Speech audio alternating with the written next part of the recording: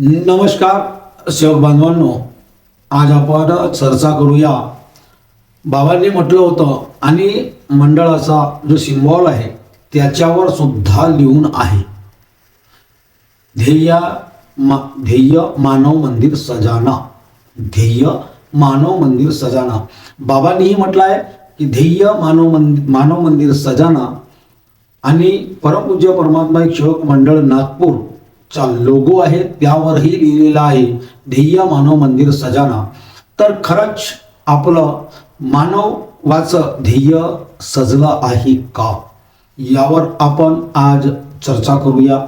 तर आज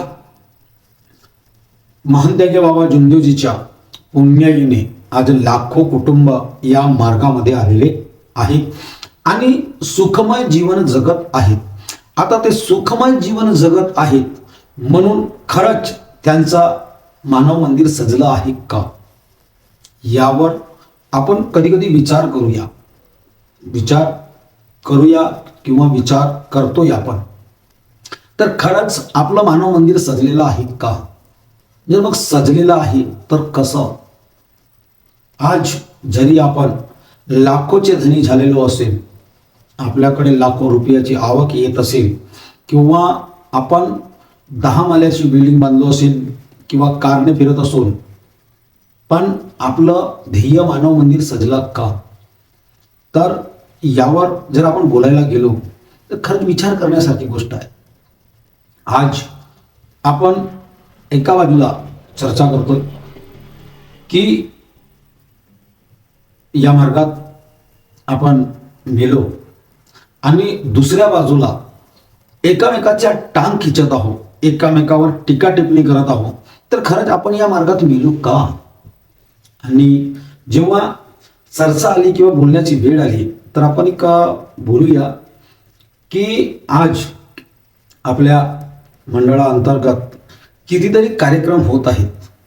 तर या कार्यक्रमाच्या माध्यमातून सेवकांना किती फायदा होतो याचाही विचार करणं गरजेचं आहे. आज मी तापेश्वरजी वैद्यचा मार्गदर्शन ऐकलं.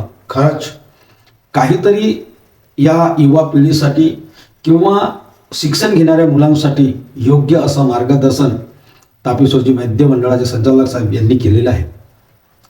आणि त्यांनी तर मार्गदर्शन केलं, पण आपण त्यांच्या मार्गदर्शनाची किती अंमलबजावणी केली याचाही विचार करणं गरजेचं आहे. आज या यूट्यूबच्या माध्यमातून, या सोशल मीडियाच्या माध्यमातून अनेक लोकांचे विचार आपल्यापर्यंत, अनेक लोक आपले विचार पोहोचवण्याचा प्रयत्न करतात किंवा चांगले चांगले विचार लोकांपर्यंत पोहोचवण्याचा प्रयत्न करतात. पण आम्ही काय करतो, जो ह्या यूट्यूबच्या माध्यमातून, सोशल मीडियाच्या माध्यमातून लोकांपर्यंत काय पोहोचवतो, तर मी ह्याची टांग खिचतो, तो त्याची टांग खिचते, तो त्याची टांग खिचते, तो त्याच्यावर टीका टिप्पणी करते. आज सोशल मीडियाच्या माध्यमातूनही टीका टिप्पणी होत आहे आणि सेवक संमेलनाच्याही माध्यमातून मान्यवर जेव्हा मार्गदर्शन करतात त्याही वेळेस एकामेकाच्या टीका टिप्पणी करतात. तर हा कितपत योग्य आहे, आपल्याला वाटतोय का. आम्ही मार्गदर्शन तर करून निघून जातोय, पण या मार्गदर्शनाच्या माध्यमातून खरंच लोक जागले का याचा कधी आम्ही सर्वे करत नाही. आज लाखो रुपयाचे आपले सेवक संमेलन होत आहेत आणि आता हळदी कुंकूचाही सीजन आहे. हळदी कुंकूचाही कार्यक्रम नाही म्हणता 50 ते 1 लाखावर हळदी कुंकूचा कार्यक्रम जातो. आज छोट्या छोट्या कार्यक्रमाच्या माध्यमातून आपण पैशाची उधळण करत आहोत. तर खरंच आपलं मानव मंदिर सजलं आहे का, पहिले याचा विचार करणं गरजेचं आहे.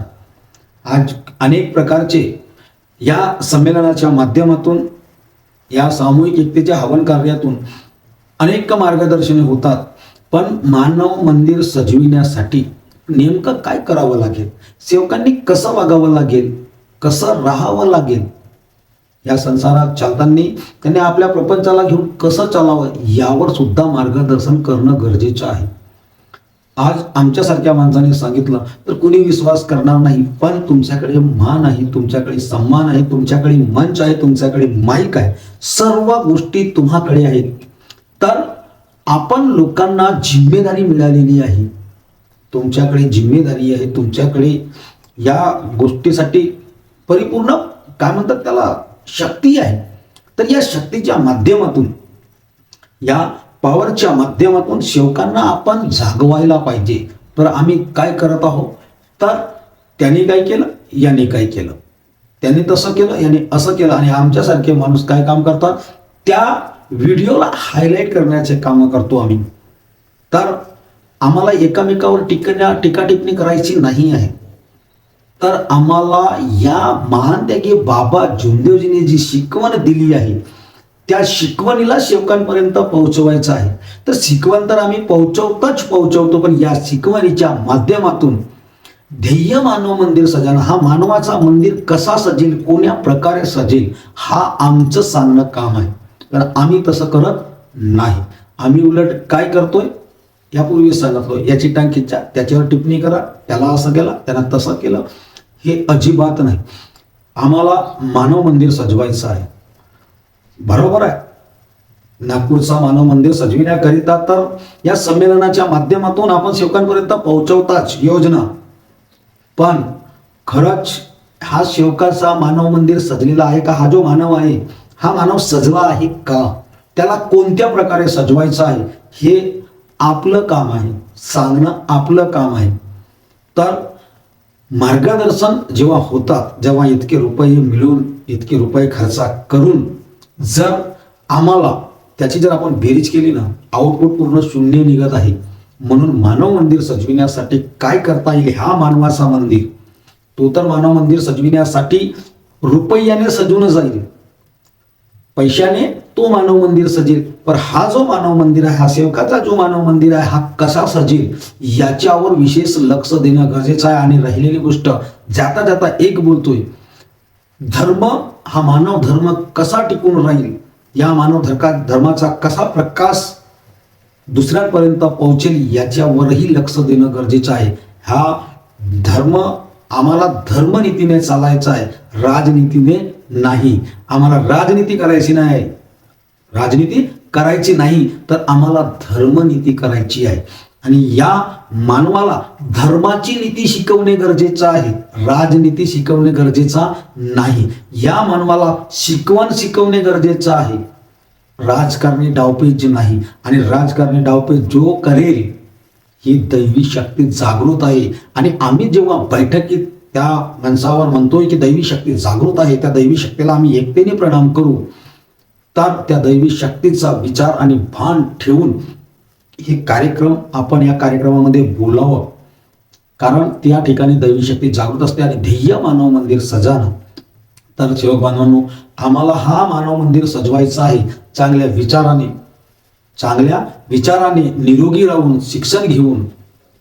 शिक्षण आरोग्य हा गरजेचा आहे. आणि म्हणून शिक्षण आरोग्याकडे लक्ष द्या, शिक्षणाकडे लक्ष द्या, संमेलनाकडे म्हणजे धर्मनीतीकडेही लक्ष द्या, आणि मार्गाच्या शिकवणीकडे लक्ष द्यावं. आणि या मानव मंदिरला सजविण्यासाठी काय गरज आहे, कोणती गरज आहे, हे आपण ज्यांच्याकडे जिम्मेदारी आहे त्यांनी याच्याकडे विशेष लक्ष देऊन या ध्येय मानव मंदिर सजाना याच्याकडे विशेष लक्ष द्यावं. मानव मंदिर, तो जो मानव मंदिर आहे नागपूरमध्ये, तो पैशाने सजेल, तर हा मानव मंदिर विचारानं सजेल.